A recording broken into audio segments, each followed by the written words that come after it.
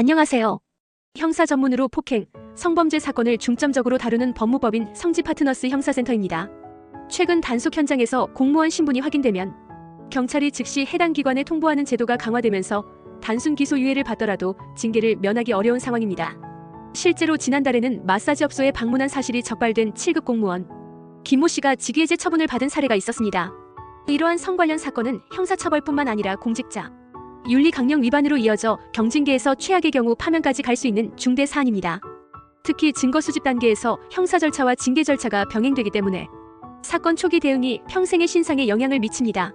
본 글에서는 공무원 징계 종류 견책 감봉 정직의 법적 효력과 처분에 대한 행정소송 제기 요건을 실제 승소율에 기반하여 설명해드리겠습니다. 단순히 형사처벌을 면하는 것만이 아니라 공무원 신분에서 박탈되는 위기에서 벗어나기 위한 실질적인 해결책을 제시해드리겠습니다. 공무원 징계 종류에 따른 법적 기준 형사사건 발생 시 공무원 신분에서는 이중처벌 원칙이 적용됩니다. 즉 형사처분과 별개로 징계 절차가 진행되는데 국가공무원법 제78조에 근거한 공무원 징계 종류별로 효력을 구분해 설명해드리겠습니다. 중징계에는 파면, 해임, 강등, 정직이 있습니다. 파면 공무원 신분을 박탈하며 5년간 재임용이 될 수 없습니다. 퇴직급여는 50%가 감액되고 향후 민간기업 취업이 제한될 가능성도 있습니다. 해임 신분 박탈에 3년간 재임용이 될 수 없습니다. 임기제인 경우 계약 해지 처리될 수 있습니다. 강등은 1계급 아래로 직급을 낮추는 것으로 3개월간 직무에 종사하지 못하며 그 기간 중에는 보수 전액이 100% 삭감됩니다. 정직 1개월 이상 3개월 이하의 기간 동안 직무에 종사하지 못하며 그 기간 중에는 보수 전액이 100% 삭감됩니다. 인사카드에 경력이 기록되어 전보 및 승진 시 불리한 평가 요소로 반영될 수 있습니다. 경징계에는 감봉과 견책이 있습니다. 감봉 1개월 이상 3개월 이하 기간 동안 보수의 3분의 1이 삭감됩니다. 재산적 제재에 불과하고 퇴직연금 계산 기간에는 반영되지 않습니다. 견책 전과에 대해 훈계하고 뉘우치는 것으로 끝나며 별다른 조치가 취해지지 않는 처분입니다. 인사기록 카드에 3년간 보존 후 말소되며 2회 이상 누적 시 바로 중징계 처분을 받을 수 있습니다. 대법원 판례에 따르면 위 공무원 징계 종류를 결정하는 핵심 요인은 위법행위와 직무의 관련성, 피징계자의 과실 정도, 공직자로서의 신뢰 회복 가능성, 동종 사례의 징계 수위 균형성에 있습니다. 성범죄 사안의 경우 수사기관 진술조서가 징계위원회 회부 시 주요 증거로 활용되므로 경찰 조사 단계부터 형사 전문 변호인의 조력이 필수적입니다. 공무원 성범죄 대응 전략 성범죄의 경우 공무원 징계 종류는 관련 법령에 따라 일반 범죄보다 1에서 2단계 중한 처분이 부과됩니다.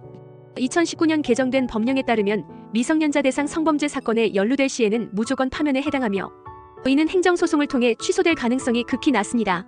성범죄로 100만 원 이상 벌금형 확정 시에는 관련 법령에 따라 파면에 해당하여 당연 퇴직 처리되며 기본 퇴직금의 50%가 감액됩니다. 다만 범행 동기 및 수단이 경미하고 피해자가 처벌불원 의사를 명시한 경우에는 처분 수위가 낮아질 수 있습니다. 따라서 성범죄에 연루된 공무원은 징계 절차와 연동하여 방어 전략을 구상할 필요가 있습니다. 무혐의 결정 시에는 행정소송법에 따라 처분 취소 청구가 가능하며 유죄 판결 시에도 과실비율 재판단을 통한 감경을 주장할 수 있습니다. 특히 형사 전문 변호사의 조력으로 동종 사례 대비 징계가 과다하다는 점을 밝혀 대응한다면 비례원칙 위반 주장을 통하여 행정소송에서 처분 감경 판결을 받을 가능성이 높아집니다. 실제로 2022년에는 성범죄에 연루된 공무원들 중 3분의 1 이상이 동종 사례와 대비하여 처분이 과하다는 판단으로 행정소송에서 감경 판결을 받았습니다. 징계 행정소송 절차 공무원 징계 종류에 따른 법적 구제 절차는 소청심사와 행정소송의 2단계로 진행됩니다. 2024년 12월에 개정된 법령에 따르면 소청심사 청구는 처분 통지서 수령 후 30일 이내에 제출해야 합니다. 소청심사에서는 감사조사 과정의 절차적 하자, 비위 사실의 객관성, 동종 사례 대비 징계 수위 적정성 등을 집중적으로 검토합니다. 2024년에는 소청심사 청구 건 중 33.7%가 경감 결정을 받았습니다.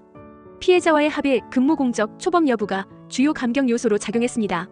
소청 기각 시에 행정소송을 제기할 수 있으며 소를 제기할 수 있는 기간은 소청 결정서 수령일로부터 90일 이내입니다. 행정소송 절차에서는 절차 위반 사실, 오인, 비례원칙 위배를 3대 쟁점으로 삼아 승소를 도모해 볼 수 있습니다. 2023년 행정소송 승소율은 28.1%로 성공 사례 유형을 분석해보면 증거 불충분이 가장 높았으며 그 다음으로 절차 위반, 비례원칙 위배로 나타났습니다.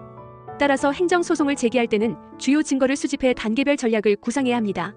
혐의가 확실한 경우에는 봉사활동 확인서나 최근 3년간 받은 표창장 등 공적을 통해 처분 경감을 목표로 대응해 볼 수 있습니다.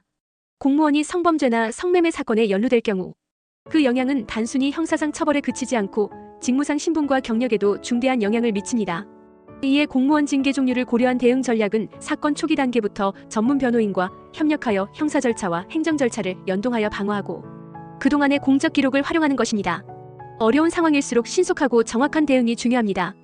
법무법인 성지파트너스 형사센터는 의뢰인의 상황을 고려하여 경찰 조사 단계부터 소청심사 및 행정소송 절차까지 고려한 세심한 전략을 구상하고 있습니다. 도움이 필요하시다면 상담을 신청하여 주십시오. 이상 법무법인 성지파트너스였습니다. 감사합니다.